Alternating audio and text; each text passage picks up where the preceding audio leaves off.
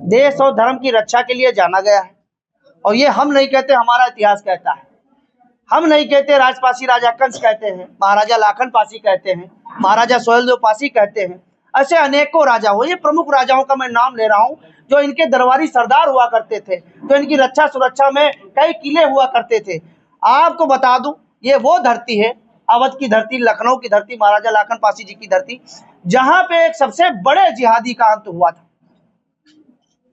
यहाँ से ज्यादा दूर महाराजा सोहेलदेव पासी जी राजपासी राजा कंस के बहुत करीबी मित्र थे। आप ये समझ लीजिए, जब यहाँ पे आप समझ लीजिए इतना विकट दो युद्ध होते हैं कि 3 साल सैयद सलार मकसूद गाजी को सतरिक पहुंचते पहुंचते लग जाता है। और सतरिक में आप देखिए, जो पहले सप्त ऋषि आश्रम हुआ करता था, जहाँ पे भगवान लक्ष्मण भगवान राम ने शिक्षा दीक्षा ली थी।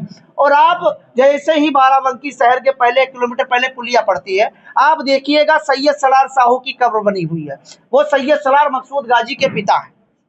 ये इतना भीषण लखनऊ का युद्ध हुआ, राजपासी राजा कंस, कसमंडी का युद्ध और लाखन कोट के युद्ध में इतना ज्यादा आहत हुए, इतना ज्यादा चोट खाए कि सतरिक में पहुंचते पहुंचते सैयद सलार मकसूद गाजी के पिता अपना दम तोड़ देते हैं। लेकिन ये बड़ी विडंबना रही, बड़ी पीड़ा है कि पहले के इतिहासों में, देश आजाद हुए कितना समय हो गया, लेकिन जो स्वाभिमानी राजा रहे, जो देश और धर्म की रक्षा सुरक्षा किए, उनको इतिहास में गायब कर दिया गया, उनके बारे में कभी बताया नहीं गया। लेकिन आज का पासी समाज का युवा और सभी सनातनी युवा जाग चुका है, अपने स्वाभिमान सम्मान को पहचान चुका है। अब रुकने वाला नहीं है, झुकने वाला नहीं है, दबने वाला नहीं है। मैं कहना चाहता हूं अपने युवाओं से, अपनी माताओं बहनों बुजुर्गों से और सभी सनातनियों से कि आप जागिए और लोगों को जगाइए। जिस तरीके से धर्मांतरण बढ़ता जा रहा, कोई ईसाई बन रहा, कोई क्या बन रहा, कहीं पे लंच जिहाद हो रहा, इस मुहिम को रोकने के लिए और राजपासी राजा कंस के आराध्य भगवान शिव का मंदिर पुनः स्थापित कराने के लिए लाखन आर्मी पासी स्वाभिमान यात्रा कम से कम 31 जिलों में निकालेगी। इसकी शुरुआत हम लोग हरदोई से करेंगे। हरदोई में आपको बता दें, मदारी पासी जैसे महान क्रांतिकारी पैदा हुए हैं। वहां पे हरदोई में एक जगह ऐसी है जो 1500 साल पुराना चौमुखी शिव मंदिर है, जो पासियों के खेत में है। आप समझ लीजिए, पासी जाति के व्यक्ति के खेत में है, 1500 साल पुराना मंदिर। और लोग, हमारे लोग 80 साल काले कानून में रहे। जराइम पेशा एक्ट 1952 में महाशय मसूरुद्दीन पासी जी ने अथक प्रयासों से और बड़ी संसद में कहा कि देश आजाद हो गया, लेकिन अभी तक जराइम पेशा एक्ट 160 जातियों के ऊपर लगा है। अगर इसको तत्काल प्रभाव से नहीं हटाया गया तो मैं बड़ी संसद में आत्मदाह कर लूंगा। उसको देखते हुए जवाहरलाल नेहरू जी ने तत्काल कमेटी बुलाई और इस काले कानून का अंत किया। लेकिन विडंबना देखिए, 160 प्लस जातियां, जिसमें कहते हैं आदिवासी, वनवासी, विमुक्त और घुमत्तु।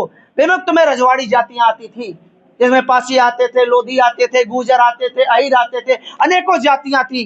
पहाड़ियों में वनवासी थे, घुमत्तु जैसे ये बंजारे लोग हैं। अंग्रेज जो थे बंजारों से बहुत परेशान थे।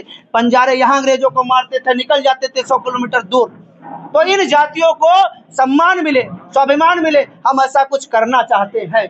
इसी मुहिम में राजपासी राजा कंस और हमारे आराध्य भगवान शिव का मंदिर बचाने के लिए अभी देखा मैंने, बहुत मुझे आहत हुई कि कोई भी नेता ऐसा कोई सामने नहीं दिखा जो खुल के हमारी आवाज बने। इसलिए हम लोगों के बीच में जाना चाहते हैं, अपनी माताओं बहनों बुजुर्गों युवाओं के बीच में जाएंगे, हर जिले जाएंगे, उनका प्यार और आशीर्वाद स्वरूप एक चुटकी हर जिले से मिट्टी लेके आने का काम करेंगे, ताकि हर जिले का प्यार और आशीर्वाद हमारे राजपासी राजा कंस को मिल सके और हमारे आराध्य भगवान शिव को मिल सके। और जब प्रदेश व्यापी आंदोलन बनेगा और प्रदेश व्यापी एक मुद्दा खड़ा हो जाएगा और जब जनहित में आवाज हो जाएगी, तो बड़ी बड़ी सरकारों को हमारा काम करना पड़ेगा। इस मुहिम को हम 9 जून से स्टार्ट कर रहे हैं। बस सभी देशवासियों से, प्रदेशवासियों से हाथ जोड़ के निवेदन है, सभी पासी समाज के लोगों से और सभी सनातियों से, आप लोग अपना प्यार आशीर्वाद बनाए रखिएगा। आपका बेटा, आपका भाई अकेले अपने दम पे निकल रहा है, हरदोई से शुरुआत होगी। हमारी रक्षा सुरक्षा आपकी जिम्मेदारी है। मैं महादेव के आशीर्वाद से निकल रहा हूं, जो भी होगा देखा जाएगा, लेकिन पूरे प्रदेश में जाऊंगा और सभी का आशीर्वाद और प्यार लूंगा।